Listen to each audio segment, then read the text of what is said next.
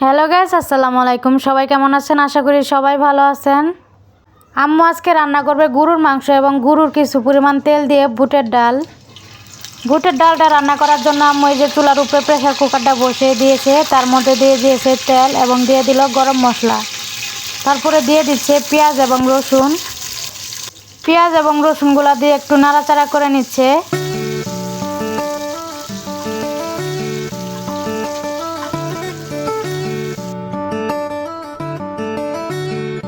পেঁয়াজ এবং রসুন হালকা বাদামি কালার হয়ে আসার পরে আম্মু দিয়ে দিল বাটা মশলা।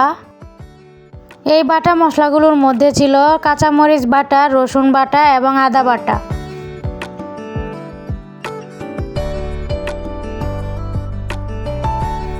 তারপর দিয়ে দিল লবণ। এখন দিয়ে দিচ্ছে গুঁড়া মশলা, দিয়ে দিল মরিচের গুঁড়া, হলুদের গুঁড়া। গুঁড়া মশলাগুলো দিয়ে আবার একটু ভালো করে নাড়াচাড়া করে নিচ্ছে। মশলাগুলো আম্মু ভালো করে কষিয়ে নিচ্ছে। এই যে মশলাগুলো কষানো শেষ, এখন দিয়ে দিচ্ছে এই যে গরুর মাংস এবং গরুর চর্বি। গরুর মাংস এবং গরুর চর্বিগুলো দিয়ে আবার একটু নাড়াচাড়া করে দিচ্ছে।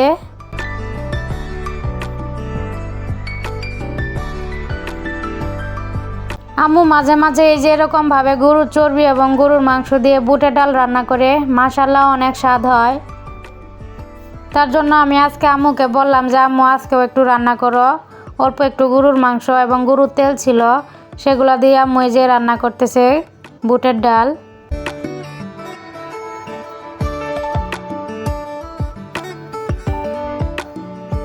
বুটের ডাল তো এমনিতে রান্না করলে অনেক মজা হয়, তার মধ্যে যদি গরু মাংসের একটু চর্বি দেওয়া হয় তাহলে কিন্তু আরও বেশি মজা লাগে। আজকে আমি আম্মুকে বললাম যে আম্মু গরুর চর্বি যেহেতু দিবা, অল্প একটু মাংস দাও। পরে যে আম্মু একটু অল্প মাংস এবং গরুর চর্বি দিয়ে বুটের ডালটা রান্না বসিয়ে দিয়েছে। মাংসটা কিন্তু এতক্ষণ আম্মু কষিয়ে নিল। এখন দিয়ে দিচ্ছে এই যে বুটের ডালগুলা। এই যে বুটের ডালগুলা দেওয়া শেষ, এখন আম্মু ভালো করে নাড়াচাড়া করে নিচ্ছে। আম্মু বুটের ডালগুলাকে ভালোভাবে নাড়াচাড়া করে মাংস এবং এই যে চর্বির সাথে মিশিয়ে নিচ্ছে।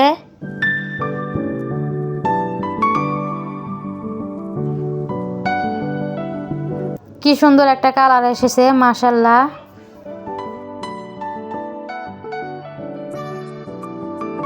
আম্মু প্রায় এই যে গরুর মাংস আনা হলে চর্বি আলাদাভাবে রেখে দেয় এভাবে বুটের ডাল রান্না করার জন্য।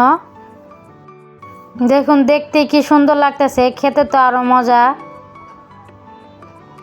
এখন আম্মু একটু ঢাকনা দিয়ে ঢেকে দিল।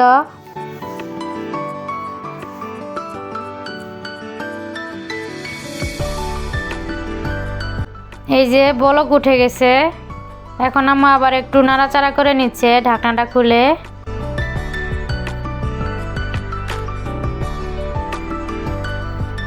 বুটের ডাল আর মাংস একসাথে ভালো করে কষিয়ে নিচ্ছে আম্মু।